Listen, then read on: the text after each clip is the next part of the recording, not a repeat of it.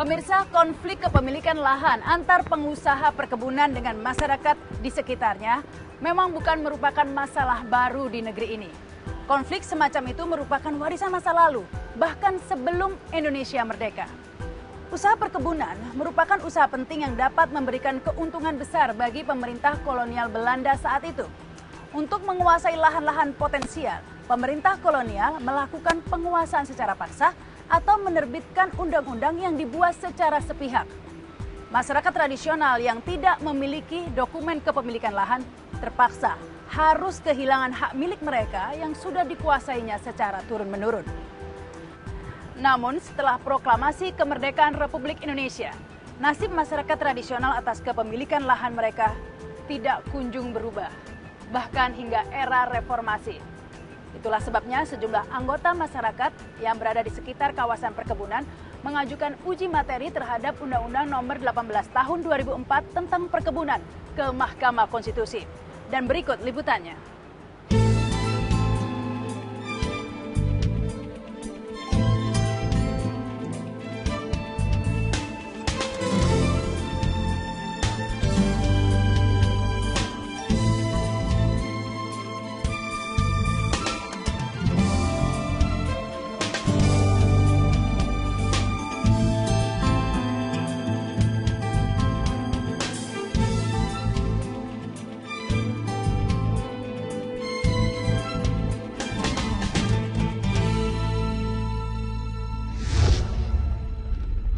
Sejak dahulu, penduduk Indonesia dikenal sebagai masyarakat agraris atau masyarakat yang hidup dari hasil-hasil pertanian atau perkebunan. Bercocok tanam adalah mata pencaharian utama masyarakat agraris. Kedatangan bangsa Eropa ke bumi Nusantara awalnya juga karena tertarik dengan hasil perkebunan di Indonesia, seperti biji pala dan rempah-rempah. Namun belakangan bangsa Eropa tidak hanya ingin membeli hasil bumi dari Nusantara, tetapi juga ingin menguasainya.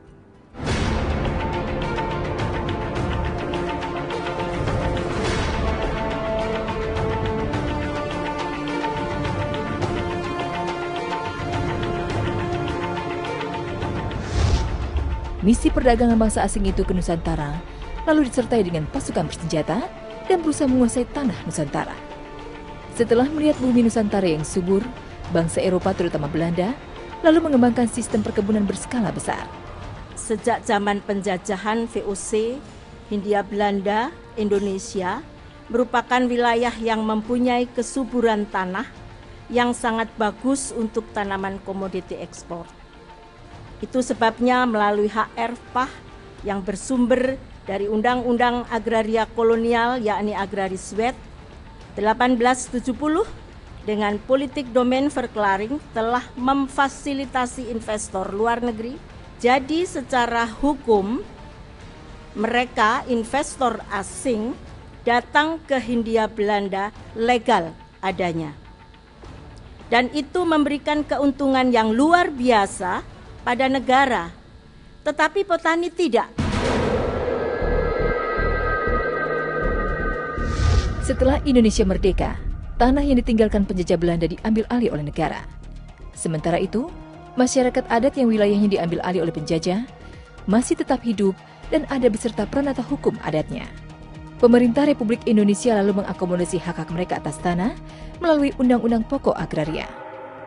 Pemerintah lebih mendahulukan kepentingan masyarakat hukum adat atas kepemilikan lahan yang sudah dimiliki secara turun-temurun. Kebanyakan konflik di sektor perkebunan itu merupakan persoalan warisan, bahkan warisan dari zaman kolonial, di mana di masa pemerintah kolonial memberikan konsesi dalam bentuk HR-PAH pada perusahaan-perusahaan perkebunan. Dan persoalan itu masih berlanjut sampai Indonesia merdeka, dan dengan diberikan HGU baru oleh pemerintah untuk perkebunan, kemudian konflik menjadi semakin masif. Karena persoalannya, konsesi-konsesi perkebunan itu diberikan di atas tanah-tanah masyarakat adat. Masyarakat mengklaim bahwa wilayah yang dijadikan wilayah perkebunan itu merupakan hak miliknya yang tidak pernah dikonversi menjadi milik perkebunan, tetapi perkebunan berkelit bahwa pemerintah sudah memberikan izin kepada perusahaan perkebunan untuk melakukan operasi gitu ya, pembukaan lahan atau pembukaan kebun baru di wilayah tersebut. Namun dengan hadirnya Undang-Undang Nomor 18 Tahun 2004 di era reformasi, kebijakan pertanahan terkesan lebih berpihak kepada pemilik modal. Secara samar, kebijakan itu seperti mengebiri hak masyarakat hukum adat atas hak ulayat yang mereka miliki secara turun-temurun. Akibatnya timbul konflik antara masyarakat adat, terutama yang bermukim di sekitar perkebunan, dengan pengusaha perkebunan. Buntut dari konflik ini, banyak warga dari masyarakat yang memperjuangkan untuk mendapatkan hak mereka kembali dikriminalisasi oleh pemilik modal. Nah, persoalan konflik di sektor perkebunan itu sudah sangat masif.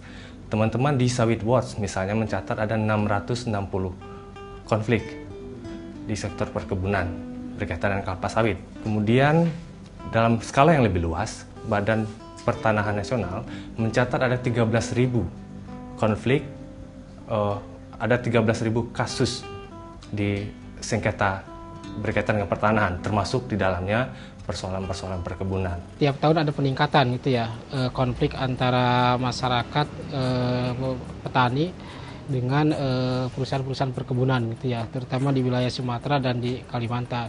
Kalau tahun 2010 kita mencatat ada sekitar 600-an gitu ya, konflik antara masyarakat, petani dengan perusahaan perkebunan. Nah, dari konflik itu yang menjadi masalah utama adalah seringnya perusahaan-perusahaan perkebunan gitu ya, meminta aparat keamanan untuk menengahi konflik di antara mereka. Nah, dalam hal ini tentunya saja perlu ada peningkatan usaha ekonomi masyarakat. Dalam hal ini memanfaatkan sumber daya alam yang ada, bukan hanya hutan, tapi di sekitar lingkungan mereka, tempat tinggal mereka. Saya harapkan justru pemerintah daerah untuk membangun potensi daerah itu sendiri, bukan harus merusak hutan, tapi memanfaatkan sumber daya alam yang ada, meningkatkan ekonomi masyarakat. Ini tren terutama sejak reformasi lah ya. Terjadi sebenarnya istilahnya lapar tanah yang memuncak tuh pada masa awal reformasi itu benar-benar banyak sekali, boleh katakan terjadi penjarahan di mana-mana, banyak banget ya. Jadi jangan heran bahwa LSM segala macam itu ikut berkecimpung di sini juga.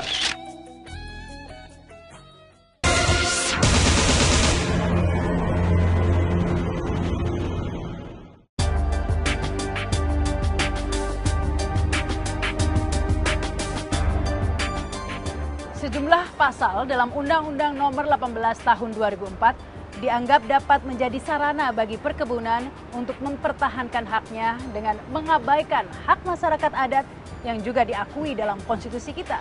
Maka tidak heran jika kemudian kerap timbul konflik antara masyarakat dengan perusahaan perkebunan di beberapa daerah.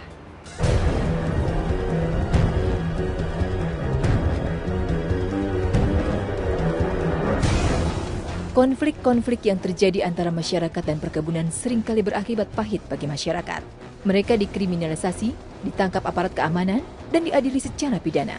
Terutama karena telah dianggap melanggar pasal 21 dan pasal 47 Undang-Undang Nomor 18 Tahun 2004 tentang perkebunan. Yang menjadi masalah di pengadilan kita adalah bukti-bukti harus diajukan secara tertulis formal gitu ya. Sementara masyarakat, terutama masyarakat adat, dia sudah memiliki keterkaitan dengan lahan, dengan tanah-tanahnya secara turun-temurun gitu ya. Bukti-bukti yang diperlukan dalam pengadilan formal gitu ya, dalam pengadilan perdata itu sangat berbeda dengan bukti-bukti kepemilikan yang dimiliki oleh masyarakat adat terutama gitu ya. Mereka sebagian besar memiliki bukti-bukti sosiologis, bukti-bukti historis gitu ya. Sementara bukti formal yang sering kali menjadikan kekalahan mereka di pengadilan gitu, baik perdata maupun pidana. Kesannya begitu. Dalam pengertian begini loh. Mungkin ya yang terjadi adalah bahwa waktu pembebasan tanah dulu, dia perolehan tanahnya, ada sesuatu yang nggak benar. Bisa terjadi mungkin apakah pemaksaan misalnya, ataukah mungkin setengah dipaksa, nah gitu loh ya. Bisa juga mungkin kadang-kadang menggunakan dalam tanda kutip aparat lah untuk menekan. Itu kan kesan itu banyak sih untuk masalah pengadaan tanah ini, penyediaan tanah mereka. Nah dari situ mungkin ada ada kesan dari pemaksaan tadi, mereka nggak ikhlas. Adalah Japin Vitalis Andi, Sakri dan Ngatimin. 4 orang yang menjadi bagian dari masyarakat adat dan petani tradisional yang berjuang untuk mendapatkan kembali hak yang mereka miliki secara turun-temurun. Japin adalah anggota masyarakat adat Sikat Hulu, Kabupaten Ketapang, Kalimantan Barat. Vitalis Andi merupakan sekretaris Aliansi Masyarakat Adat Kendawangan Ketapang, Kalimantan Barat. Sakri adalah seorang petani dari Desa Soso, Blitar, Jawa Timur. Dan Ngatimin alias Keling merupakan petani dari Desa Serdang, Bedagai, Sumatera Utara, yang sebagian lahannya diklaim menjadi milik sebuah perkebunan swasta. Kalau legal formal, biasanya selalu perkebunan itu biasanya punya bukti formal. Ya, punya bukti formal. Bukti formal itu pasti paling enggak sertifikat misalnya, alat bukti yang kuat, ya kan. Nah, tapi kadangkala ada perkebunan juga yang belum tentu ada bukti formal. Tapi umumnya mereka karena untuk minta kredit atau apa pasti mungkin sudah bersertifikat. Di sini yang bisa kelihatan bahwa masalah alat bukti ya itu menjadi kendala. Satu sisi mungkin sertifikat sebagai alat bukti yang kuat, warga masyarakat kalau udah sertifikat ya sebagai alat bukti yang kuat. Sekarang tinggal masalah fight mereka aja di pengadilan misalnya. Alih-alih mendapatkan apa yang seharusnya mereka miliki, justru diinginkan jeruji besi yang didapat. Mereka dikriminalisasi dan diseret ke meja hijau oleh pengusaha perkebunan swasta dengan menggunakan pasal 21 ayat 1 dan 2 serta pasal 47. Merasa perjuangannya ibarat menghadapi tembok tebal yang amat kokoh, keempatnya lalu mengajukan permohonan pengujian Undang-Undang Perkebunan ke Mahkamah Konstitusi. Terutama uji material terhadap pasal 21 dan pasal 47 Undang-Undang Nomor 18 Tahun 2004 tentang perkebunan.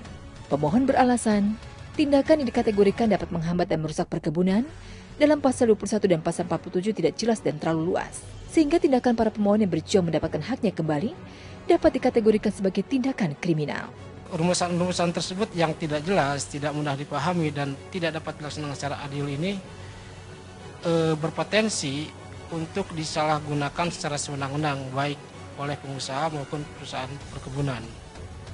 Sehingga apa yang tercantum di dalam ketentuan pasal 21 dan pasal 47 ini kami anggap telah melanggar prinsip, salah satu prinsip dalam prinsip hukum, yaitu prinsip kepastian hukum, yang juga menjadi salah satu ciri dari negara hukum atau rule of law. Dalam perspektif ortodok jurisprudens ini, pasal 21 itu memang mengandung pertentangan dengan pasal 18B ayat 2 Undang-Undang Dasar. Dalam pengertian, kalau pasal 18B ayat 2 itu dilaksanakan, dijabarkan secara utuh, maka tentu yang akan dinyatakan ada lebih dulu itu adalah masyarakat hukum adat beserta hak wilayahnya. Ketentuan yang terdapat dalam pasal 21 Yunto, pasal 47, ini memang terdapat ketidakjelasan dan membuat kabur.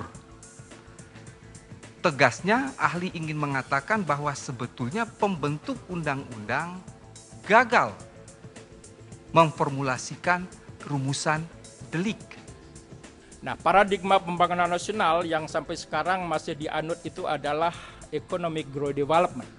Pembangunan yang diorientasikan hanya untuk mengejar pertumbuhan ekonomi, berfokus pada target pertumbuhan ekonomi dengan mengabaikan aspek proses pembangunan. Sebenarnya dalam pembangunan nasional itu, economic growth development ada dua dimensi penting yang harus diperhatikan.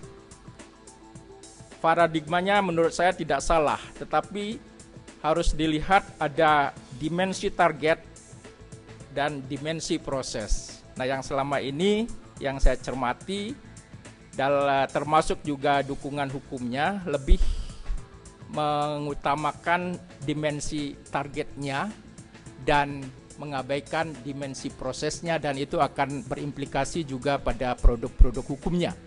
Menanggapi apa yang diajukan oleh para pemohon ke Mahkamah Konstitusi, pemerintah mengatakan apa yang dihadapi oleh para pemohon berangkat dari masalah penerapan norma, yaitu masalah sengketa kepemilikan lahan antara pemohon dengan perusahaan perkebunan swasta. Sehingga apa yang dipermasalahkan oleh pemohon bukan permasalahan konstitusionalitas norma. Pemohon disarankan untuk mengajukan tindakan hukum ke pengadilan umum ataupun ke pengadilan perdata. Usaha perkebunan terbukti cukup tangguh bertahan dari terpaan badai resesi dan krisis moneter yang melanda perekonomian Indonesia Untuk itu, perkebunan perlu diselenggarakan, dikelola, dilindungi, dan dimanfaatkan secara terencana, terbuka, terpadu, profesional, dan bertanggung jawab demi meningkatkan perekonomian rakyat, bangsa, dan negara. Nah, banyak kan sengketa itu sebetulnya karena untuk tanah-tanah yang berasal dari kawasan hutan konversi. Karena apa? Karena administrasi pertanahannya di hutan konversi itu bukan diselenggarakan oleh instansi pertanahan, dalam hal ini BPN, tetapi oleh Departemen Kehutanan. Mungkin ada tumpang tindih di situ dalam pemetaan mengenai tanah-tanah yang masuk kawasan hutan dan tanah-tanah yang sudah masuk ke dalam diusahakan oleh masyarakat. Seringkali begitu.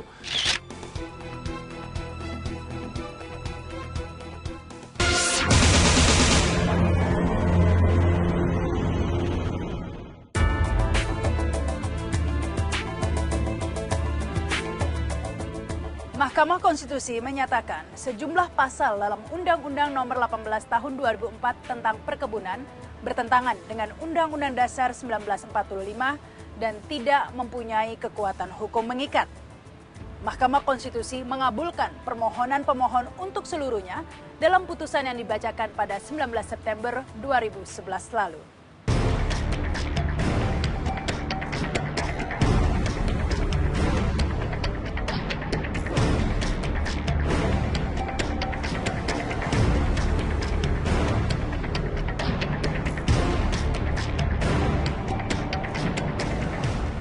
Terhadap uji material pasal 21 dan pasal 47 Undang-Undang Nomor 18 Tahun 2004 tentang perkebunan, akhirnya Mahkamah Konstitusi menyatakan pendapatnya. Menurut Mahkamah, unsur dilarang untuk melakukan tindakan yang berakibat pada kerusakan kebun dan atau aset lainnya, sebagaimana terdapat pada pasal 21, merupakan rumusan yang terlalu luas. Bagaimana jika tindakan yang berakibat pada kerusakan kebun itu dilakukan oleh karena kesengajaan atau kelalaian pemilik kebun sendiri, misalnya karena kesalahan dalam pengerjaan dan pemeliharaan kebun, pemupukan dan pembibitan, sehingga mengakibatkan terganggunya usaha perkebunan. Yang kedua, ancaman pidana karena sengaja melanggar pasal 21, berupa penjara paling lama 5 tahun dan denda paling banyak 5 miliar rupiah. Dan karena kelalaian melanggar pasal 21 diancam dengan pidana paling lama 2 tahun 6 bulan, dan denda paling banyak 2,5 miliar rupiah adalah berlebihan.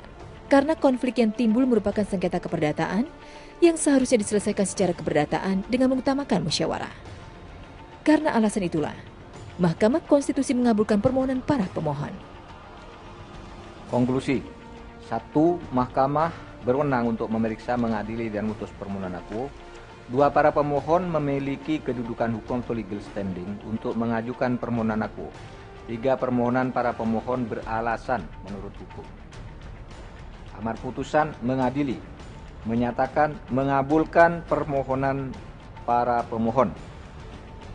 Pasal 21 beserta penjelasannya, pasal 47 ayat 1 dan ayat 2 Undang-Undang Nomor 18 Tahun 2004 tentang perkebunan bertentangan dengan Undang-Undang Dasar Negara Republik Indonesia tahun 1945. Pasal 21 beserta penjelasannya, pasal 47 ayat 1 dan ayat 2 Undang-Undang Nomor 18 Tahun 2004 tentang perkebunan tidak mempunyai kekuatan hukum mengikat. Memerintahkan pemuatan putusan ini dalam Berita Negara Republik Indonesia sebagaimana mestinya.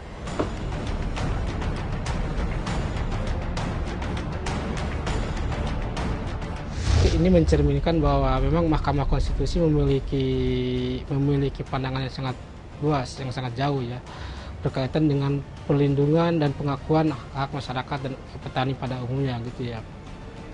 Putusan ini akan berimplikasi pada pengakuan yang lumayan penuh, yang relatif penuh gitu ya, terhadap hak-hak masyarakat adat. Bagaimana pemerintah pembuat kebijakan negara itu harus memperhatikan gitu ya, setiap hak-hak yang dilindungi konstitusi untuk masyarakat adat dan petani pada umumnya. Yang kedua, putusan Mahkamah Konstitusi juga akan menjadikan perjuangan masyarakat adat yang lahan-lahannya diambil oleh perusahaan perkebunan gitu ya, untuk menarik juga untuk meminta kembali lahan-lahan yang dijadikan perusahaan lahan perkebunan gitu ya. Yang ketiga, untuk masyarakat petani yang sudah atau sedang diadili dengan menggunakan undang-undang perkebunan ini, itu secara otomatis seharusnya gitu ya aparat kepolisian, kejaksaan, pengadilan negeri, dan badan-badan peradilan lainnya itu menghentikan secara otomatis proses peradilan yang dilakukan terhadap para petani masyarakat adat yang menggunakan kedua pasal ini gitu ya. Ke depan ada beberapa hal yang perlu dilakukan oleh pemerintah, oleh DPR dan institusi penegakan hukum berkaitan dengan putusan MK ini. Pertama, Mahkamah Agung, kepolisian, dan juga kejaksaan mestinya mengeluarkan surat edaran untuk di lingkungan mereka masing-masing untuk menyampaikan bahwa sebenarnya pasal 21 dan pasal 47 Undang-Undang Perkebunan itu sudah dibatalkan. Sehingga seluruh proses penyelidikan, penyidikan, dan penuntutan yang mendasarkan kepada pasal 21 dan pasal 27 mesti segera dihentikan. Kedua, Presiden harus mengambil langkah konkret untuk memerintahkan Kementerian Pertanian melalui Direktorat Jenderal Perkebunan dan Badan Pertanahan Nasional untuk menghentikan ekspansi perkebunan yang selama ini banyak menimbulkan konflik, kemudian juga membangun suatu kerangka untuk penyelesaian konflik di sektor perkebunan yang bisa menyelesaikan persoalan-persoalan yang selama ini menjadi alasan untuk mengkriminalisasi masyarakat adat. Tapi posisi ini kalau saya lihat ya, kalau misalnya pun artinya terjadi dibatalkan kedua pasal tadi, ya, saya takutnya gini loh ya, bisa terjadi lagi penjarahan kembali. Ya mudah-mudahan sih enggak, ya kan? Yang tadi kan ditakutkan kriminalisasi oleh perkebunan. Padahal perkebunan juga nggak bisa lah kriminalisasi, pasti dia melalui aparat setempat lah. Cuman dasar inilah yang digunakan mungkin itu.